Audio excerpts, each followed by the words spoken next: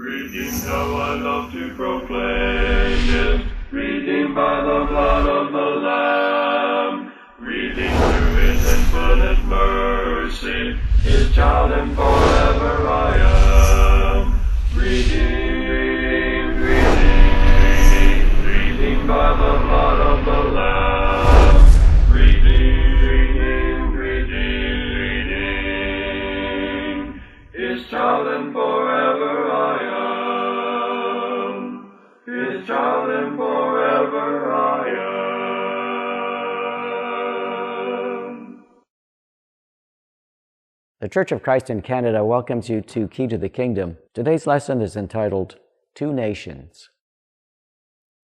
Welcome today to Key to the Kingdom. We really appreciate this opportunity to study with you from week to week. Last week we had been talking about Abraham's family growing, that is with Isaac being born, and then later on his getting married before Abraham dies.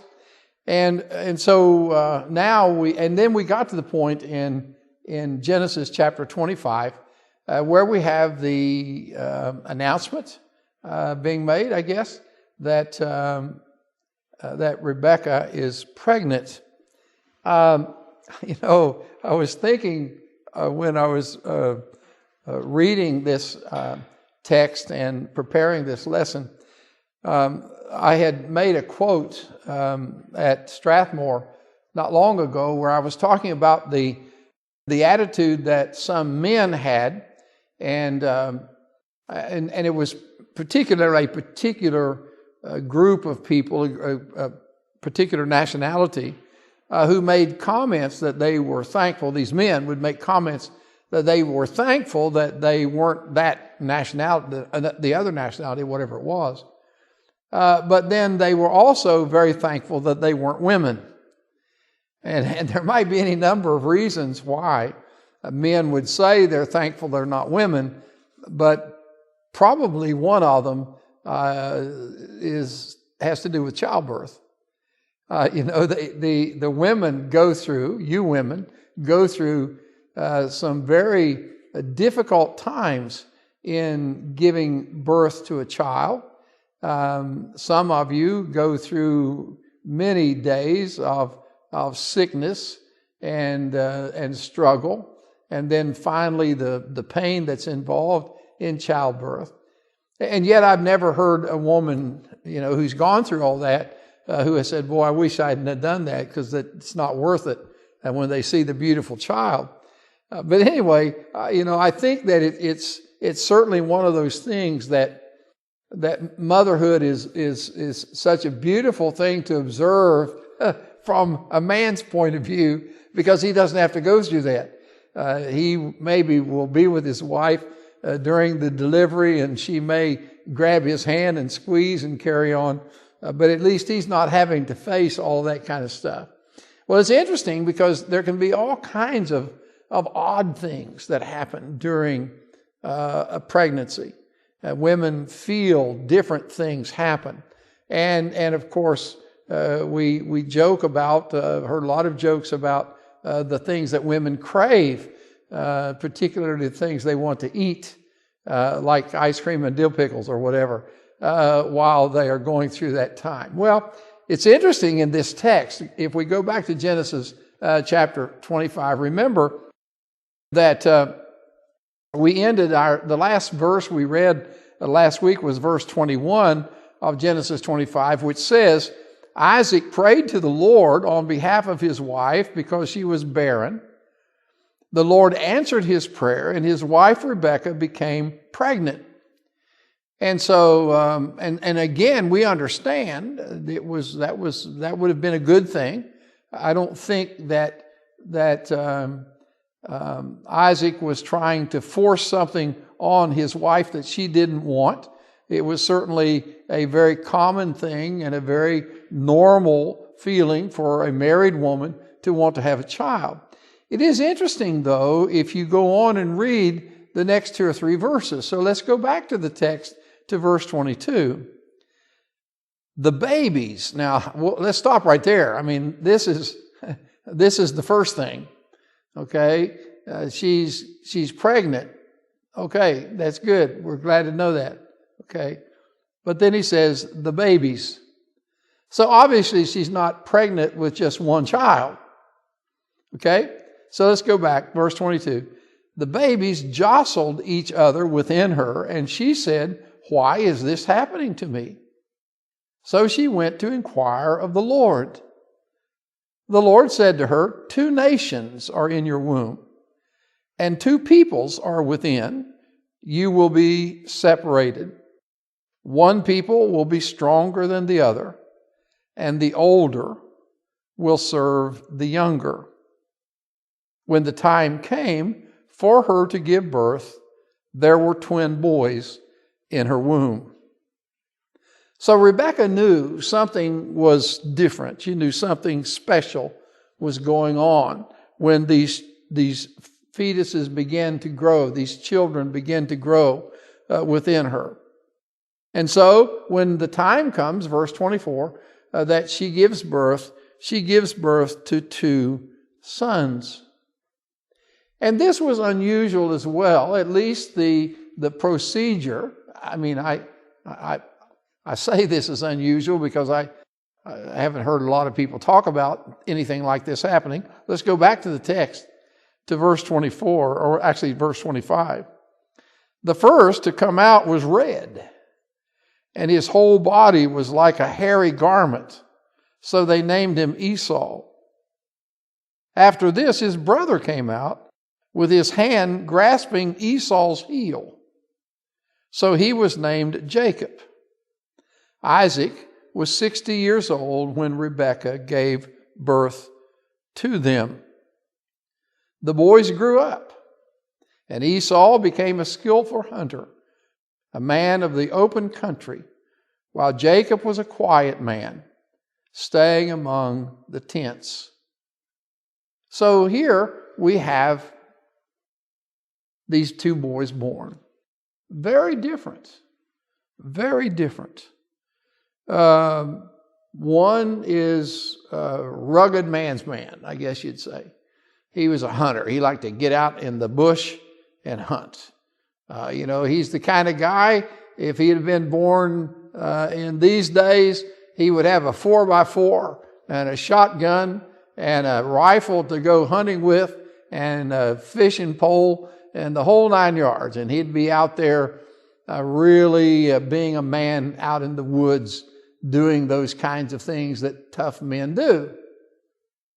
The other boy, on the other hand, was something else. He was different. He was more studious, I guess, although, I don't know if that's a good word to use, but certainly he is a boy or a man who was quiet. Staying among the tents, I'm assuming that meant he spent his time around the house, around the compound, whatever they had at that particular time. If there had been a local library, I'm sure he would have had a library card to go and check out the books and read. So two very different boys. Now, let's read, we read, I think, through verse 28, but look at verse, we didn't read verse 28. Let's read verse 28, 29. Isaac, who had a taste for wild game, loved Esau, but Rebekah loved Jacob.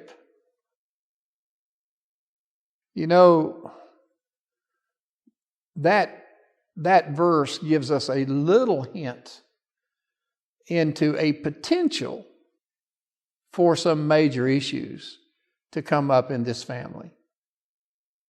You have a father who loves the one son especially, and a mother who loves the other son especially. And if you're not careful, there can be quite a competition develop, and there can be quite a time that will develop there. Now, it's important, the order of their birth.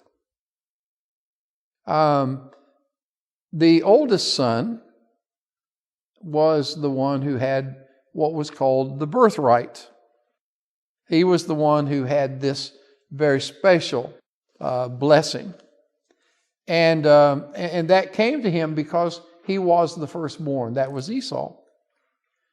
Now remember that in the reading we read a moment ago, back in verses 23 and 24, that we have reference to the fact that there are two peoples.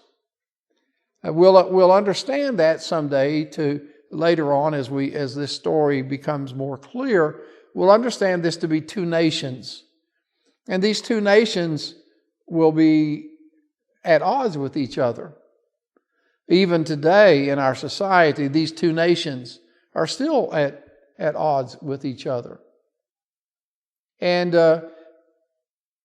he says that the older will serve the younger, which is which would be a bit of a problem. But the older has the birthright. He's the son who has this special blessing. Go back to Genesis 25 and start reading at verse 29. Once when Jacob was cooking some stew, Esau came in from the open country famished. He said to Jacob, "Quick, let me have some of that red stew. I'm famished." That is why he was also called Edom. Jacob replied, "First, sell me your birthright." "Look, I'm about to die," Esau said. "What good is the birthright to me?" But Jacob said, "Swear to me first." So he swore an oath to him, selling his birthright to Jacob. Then Jacob gave Esau some bread and some lentil stew, and he ate and drank and got up and left. So Esau despised his birthright. Here was a deal where, as I said, having that birthright, being the firstborn, had some real good blessings that went with it. And yet here, Esau was willing to sell them. It's always kind of interesting when I read this text to realize how dramatic things can be. And what he does here kind of reminds me of teenagers today. He comes in, he's been out there hunting, he's hungry.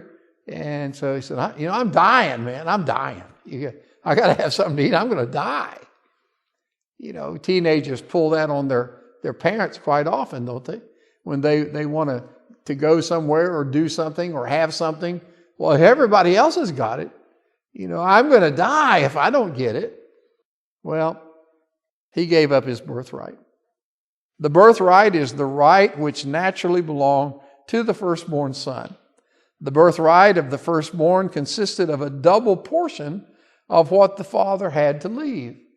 And so, just strictly from a physical position, having the birthright was to your advantage. It meant that you got twice what everybody else in the family did when your folks were gone.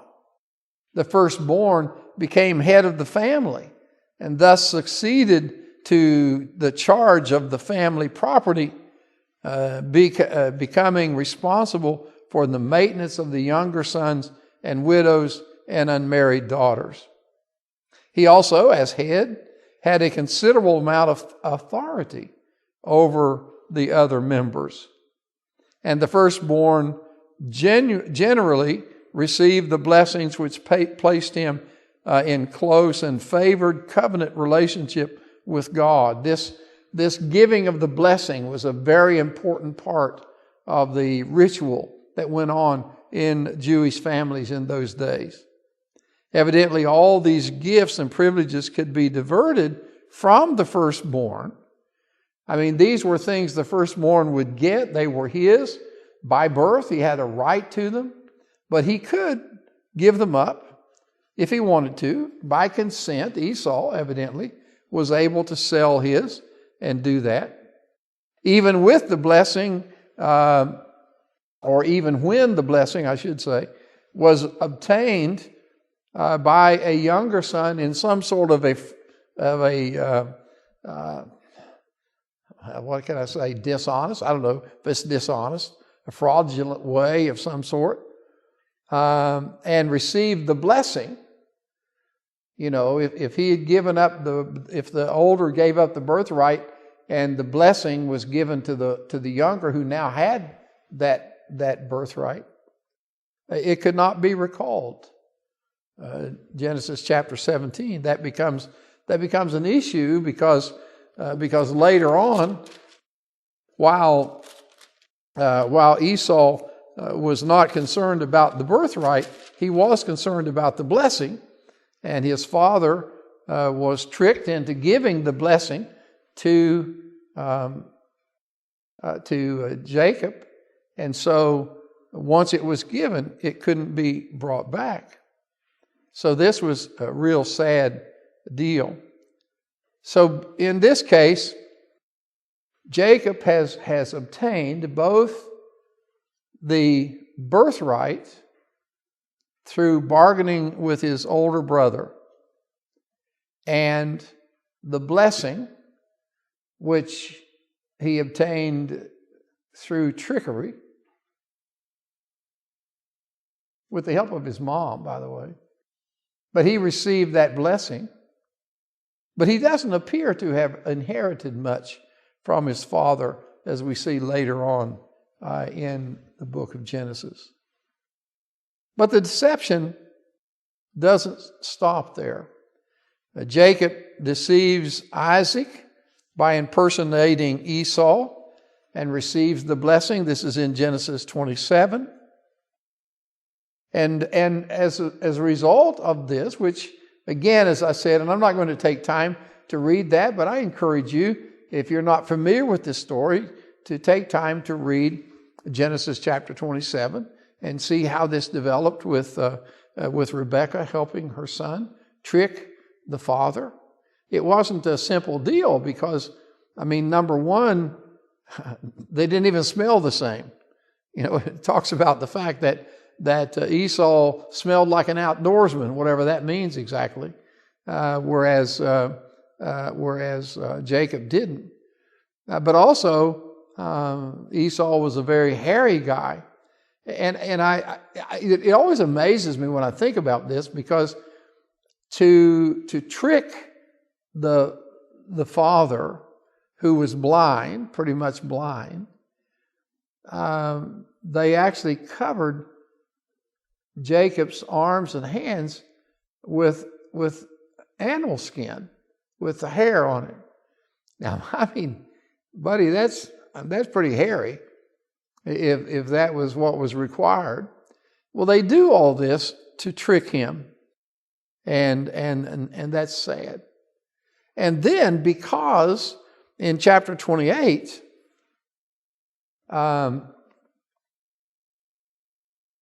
they trick him some more, because they're concerned about Esau's reaction when he finds out about this blessing and all.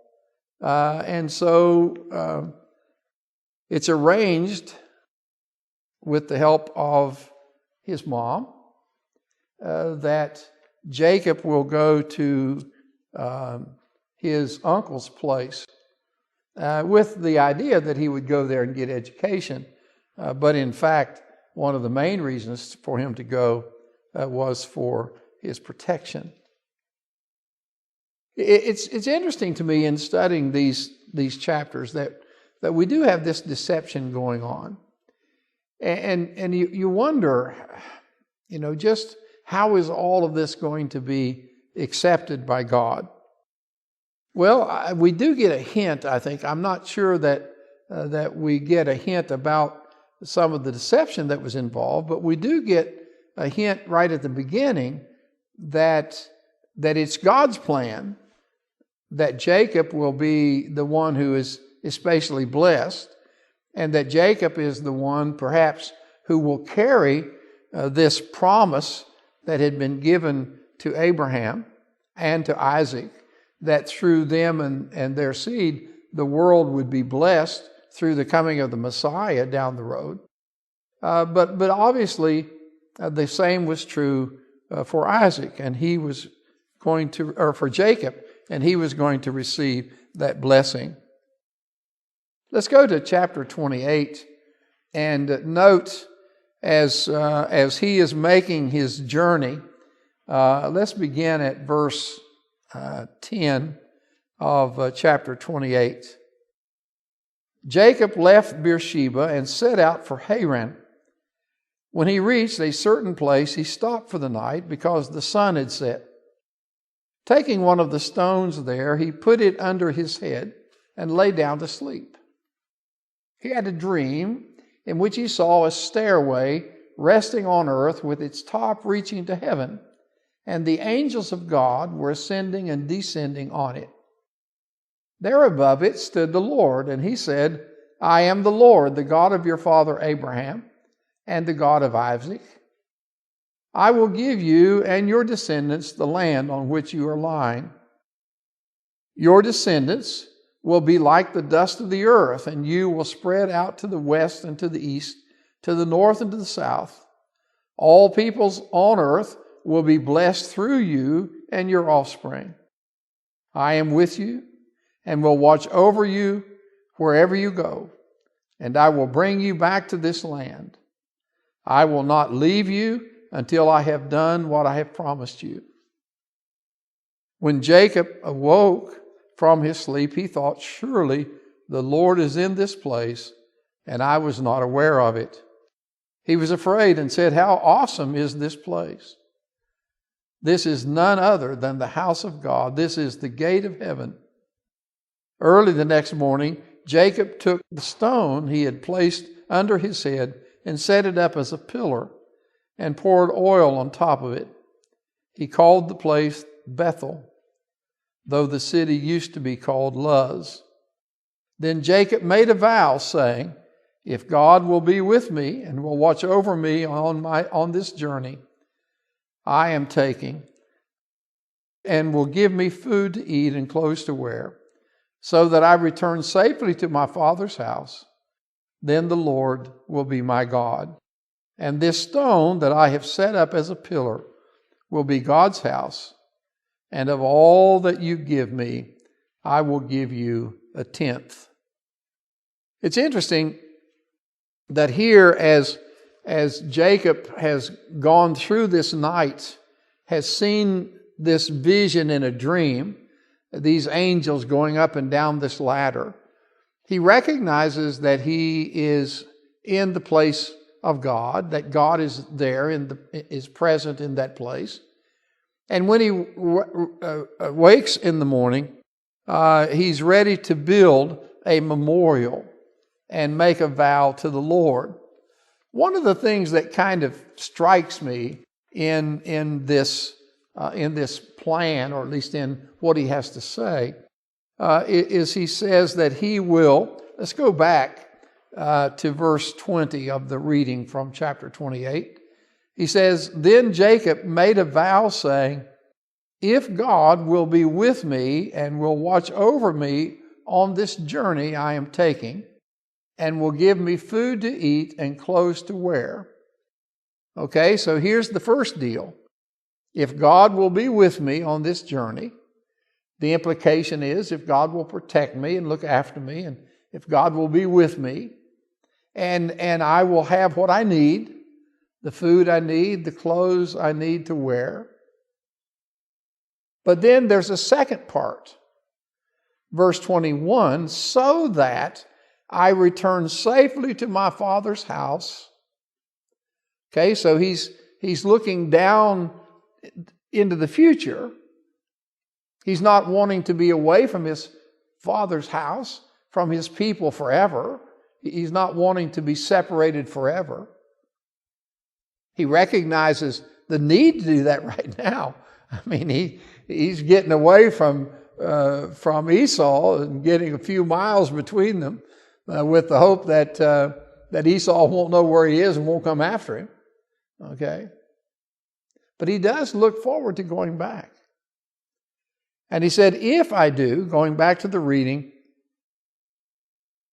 if I return safely to my father's house, then the Lord will be my God, and this stone I have set up as a pillar will be God's house, and of all that you give me, I will give you a tenth.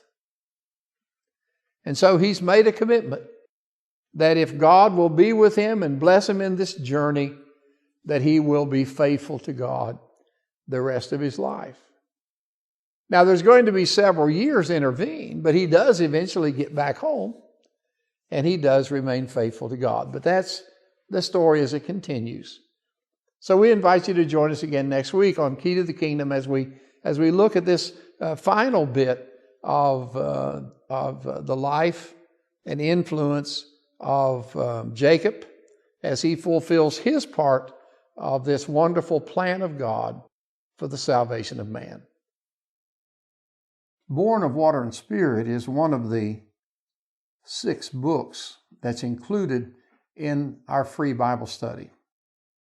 This particular book deals with the matter of the spiritual birth, the rebirth of one from the world to be a spiritual being, a servant of God through Jesus Christ.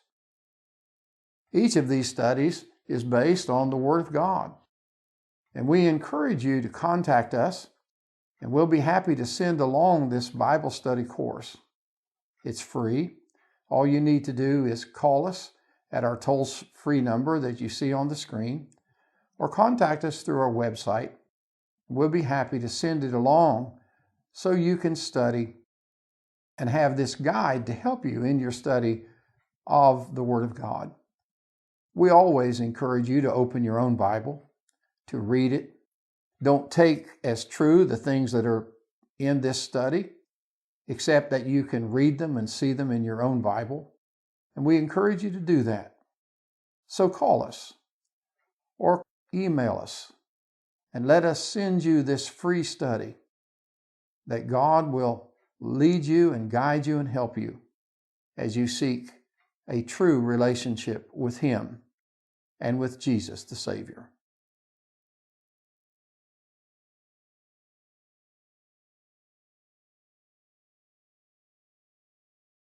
Redeemed, how I love to proclaim this, redeemed by the blood of the Lamb, redeemed through His infinite mercy, His child and forever I am. Redeemed, redeemed by the blood of the Lamb, redeemed, His child and forever I am. His child and forever I am.